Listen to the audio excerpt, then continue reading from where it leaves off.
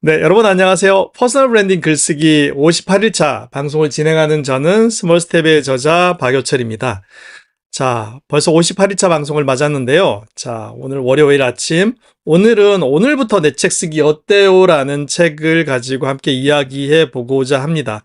자, 이 책은 2020년도 RH 코리아에서 출간을 했고요. 자, 송숙희 작가님의 책입니다. 벌써 송숙희 작가님의 책은 벌써 세 번째인데, 아마 송숙희라는 이름이야말로 우리나라에서는 글쓰기에 관련해서 가장 브랜딩된 이름이 아닐까 싶습니다. 사실 그 이유는 이런 좋은 책을 쓰셨기 때문이 아닌가 싶어요. 그것도 여러 권씩이나 쓰셨죠. 굉장히 실용적인 책을 써오셨는데요. 자, 오늘은 우리가 글을 쓰면서 만나게 되는 첫 번째 장벽, 과연 어떤 소재를 가지고 글을 쓸 것인가에 대한 고민을 송숙희 작가님이 그 고민에 대한 답을 써놓으셔가지고 같이 한번 읽어보면서, 자, 우리는 어떤 책을 쓸 건지, 어떤 소재의 글을 쓸 건지에 대해서 한번 같이 이야기해 보도록 하겠습니다. 자, 첫 번째 글 한번 읽어볼게요. 작가 버지니아 울프는 독특한 자신만의 글쓰기 주제가 있었다. 매년 햄릿을 읽고 짧은 코멘트 일종의 독후감을 쓴 것이다. 버지니아 울프식 글쓰기의 장점은 같은 책을 읽는데도 나이를 먹으면서 셰익스피어에 대한 코멘트가 달라지기 때문에 나의 관점이나 정서가 어떻게 달라지고 성장하는지를 관찰할 수 있다는 데 있다. 같은 책을 시간이 흐른 뒤 다시 읽었을 때 새로운 관점으로 이해되는 경험을 한 번쯤은 해본 적 있을 것이다. 결국 그가 쓴 글은 내용만 햄릿 독후감이지 일종의 나 성장 일기였던 셈이다. 네, 여러분 혹시 이런 경험 있지 않으세요? 내가 아주 어린 시절에 읽었던 책, 그 책을 다시 읽었을 때 또 다른 감흥을 얻게 되는 경우 말입니다. 저 같은 경우는 특별히 인상적이었던 책이 노인과 바다였어요. 사실 어린 시절에는 그 노인과 바다가 의미하는 바를 잘 몰랐죠. 그냥 허탈한 이야기 아닙니까? 그냥 바다에 나갔다가 오랫동안 고기를 잡지 못하다가 어마어마한 청새치를 잡았는데 사실은 이제 돌아오면서 상어에게 다 물어 뜯기는, 잃어버리는 허무한 이야기죠. 그때는 그냥 허무함만 남았는데 나이 들고 보니까 그게 결국 우리 인생에 관련된 이야기더라고요. 결국 노인은 돌아와서 사자의 꿈을 꾸는데 사실 황새치, 청새치? 예, 청새치를 상어에게 빼앗기긴 했지만 그 노인이 예, 자신의 삶에서 또 한 번의 성취를 거두는 예, 그 청새치만 가지고는 말할 수 없는 인생의 어떤 도전, 그 성취감들을 나이가 들고서는 조금은 이해할 수 있게 됐습니다.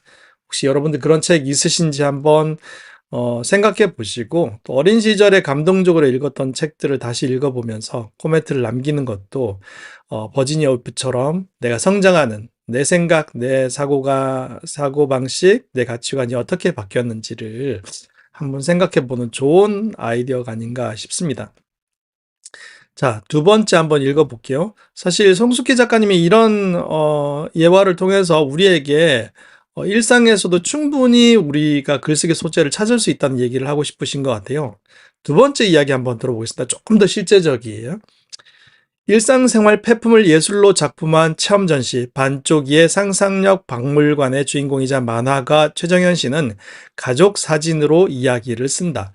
해마다 같은 장소에서 직계 반개할 것 없이 모든 가족이 모여 사진을 찍는다. 매번 같은 장소, 같은 위치에 앉고 서서 사진을 찍는다. 올해 사진을 찍을 수 없게 된 가족은 자리를 비워둔다. 결혼하여 가족이 된 사람이나 새로 태어난 아이 등 가족에 새롭게 편입된 사람은 새로운 자리를 잡는다. 해마다 찍은 사진에는 가족의 변화가 고스란히 기록되었다. 싱글이던 가족이 결혼하여 배우자를 옆에 세우고 그 이듬 해에는 임신한 배를 보여주더니 또 그 다음 해에는 아이와 함께 사진에 등장한다. 남의 사진이지만 숨은 그림 찾기 하듯 달라진 곳을 찾으며 들여다 보노라면 꽃잔등이 시큰해진다. 최정현 씨 내에는 이 사진들이 가족 모두의 이야기다. 여러분 굉장히 좀 인상적이죠? 예. 저는 이런 이야기도 들은 적이 있습니다. 한 사람이 자신의 어떤 얼굴 사진을 거의 뭐 오랜 몇 년 동안에 걸쳐서 변화하는 모습을 스스로 셀프로 찍는 거죠.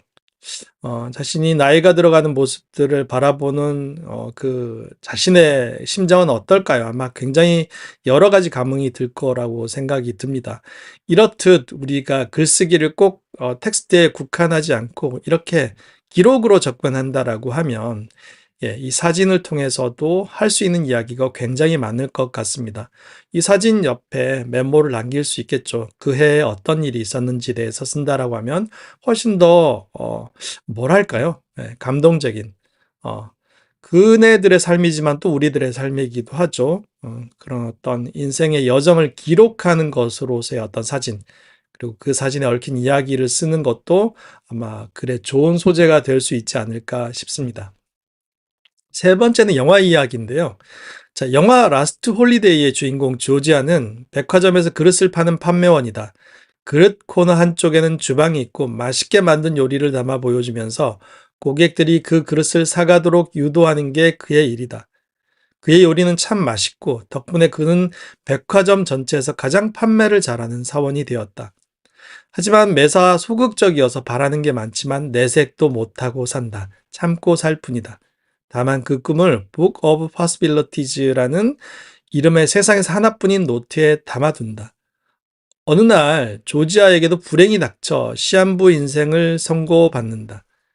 천성이 긍정적인 조지아는 슬퍼하는 대신 꼬박꼬박 모아온 저금과 어머니가 남긴 유산을 털어 평생 하고 싶었던 것을 하기로 마음먹는다.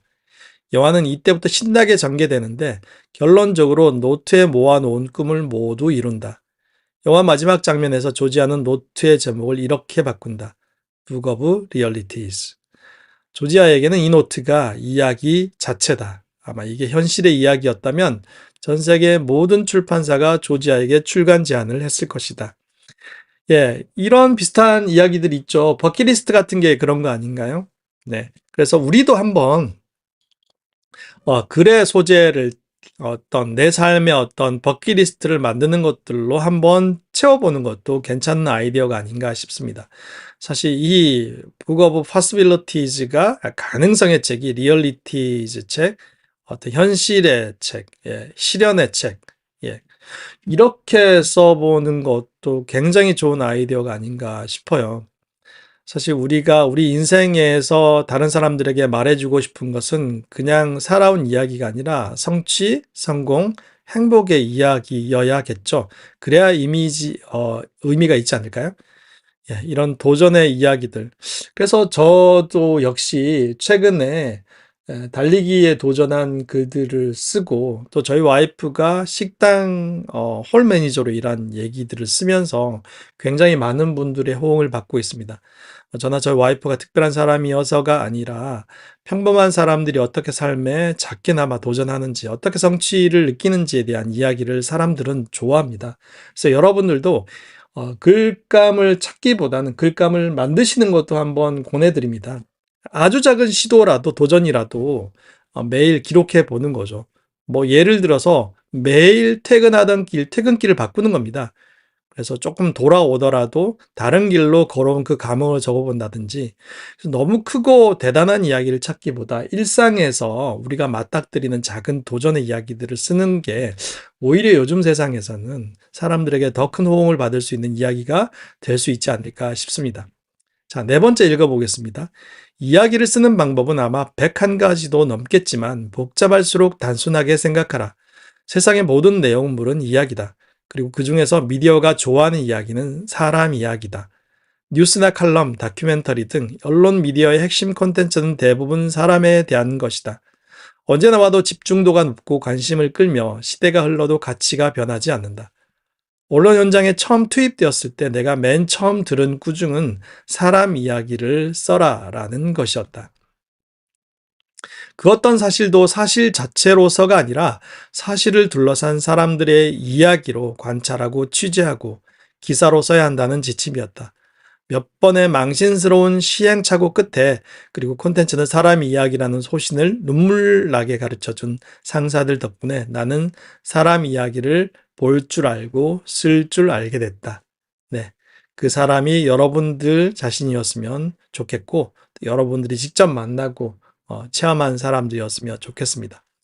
다섯 번째, 22 똥깽이네, 22이라고 읽어야 될까요? 22 똥깽이네 이제는 행복한 집고양이랍니다. 위즈덤 하우스에서 낸 책이네요.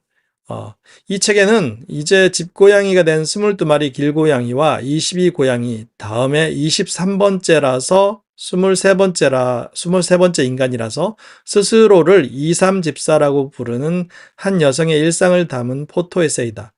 길고양이들을 보살펴주던 일명 캣맘이었던 저자는 구조가 시급한 고양이를 하나둘 구조에 임시 보호하게 되었다. 보호고양이 중에는 운이 좋아 입양을 가는 경우도 있었지만 늙거나 품종묘가 아닌 경우는 입양 자체가 되지 않았고 입양이 된 경우에도 병이 나면 파양되기 일쑤였다. 이런 연유로 결국 한 지붕 아래 고양이 22마리와 살게 된 일상과 사연이 유튜브를 통해 공개되면서 수많은 구독자가 몰려들었고 후원을 하고 싶다는 목소리가 높아졌다. 유튜브는 구독자 수 18만 명의 채널로 성장했으며 그 인기에 힘입어 포토 에세이까지 출간돼 베스트셀러 반열에 오른 것이다. 사실 이 얘기가 남의 얘기 같지가 않은 게 저희 집에도 길고양이 3마리가 함께 살고 있습니다. 사실 많을 때는 4마리, 5마리도 있었는데요. 집을 나간 고양이도 있고 별나라로 간 고양이도 있습니다. 근데 사실 너무 흔한 얘기잖아요. 캣맘들도 많으시고요. 근데 그런 일상이 아주 작은, 근데 이제 마리수가 좀 많긴 하네요. 22마리. 아마 엄청나게, 참 털도 날리고 힘드실 텐데, 이런 소소한 이야기들도 충분히, 책이 되고, 베스트셀러가 될 수 있다는 것들이 굉장히 흥미롭습니다. 아마 유튜브를 운영하신 그런 어떤 영향도 컸을 거라고 생각이 드는데요. 거듭 말하지만 어떤 일상에서 우리가 흔히 맞닥뜨리는 일들도 책의 소재가 될 수 있다는 사실을 여러 번 오늘 생각하게 됩니다. 네, 여러분들도 아마 같은 생각을 하시리라 생각을 해요. 자, 6번째 이야기 읽어볼게요. 방송국에서 드라마를 연출하던 김민식 씨는 방송 파업에 참여하는 바람에 정직 6개월 징계를 받았다. 드라마를 만들 수 없이 지낸 긴 시간 동안 그는 별로 할 일이 없어 블로그에 매일 글을 썼다. 아니, 블로그에 매일 쓰기라는 일을 자신에게 만들어 주었다. 그 경험을 엮어 매일 아침 써봤니? 라는 책을 출간했다. 그가 쓴 책들은 이렇게 자신에게 일을 만들어준 결과물이다. 영어 공부하기라는 일을 만들어준 덕분에 통번역 대학원에 입학했고 영어책 한 권 외워봤니를 2017년 1월에 썼다. 자, 우리가 삶을 살아가다 보면 굉장히 다양한 뜻하지 않은 일들을 만나게 되죠. 그럴 때마다 좌절하고 실망하기보다 그 자체를 또 글의 소재, 책의 소재로 삼는 사람들을 많이 만나게 됩니다. 우리가 인생에 큰 벽을 만날 수도 있고 다 자그마한 장애물을 만날 수도 있겠지만 그때마다 우리가 좌절하지 않고 그 내용을 솔직하게 쓴다면 그것만큼 또 좋은 글의 소재는 없는 것 같아요. 저도 여러 번 방송에서 얘기했지만 직장 생활의 어려움을 썼고 그 내용으로 세바시에서 강연을 하기도 했습니다.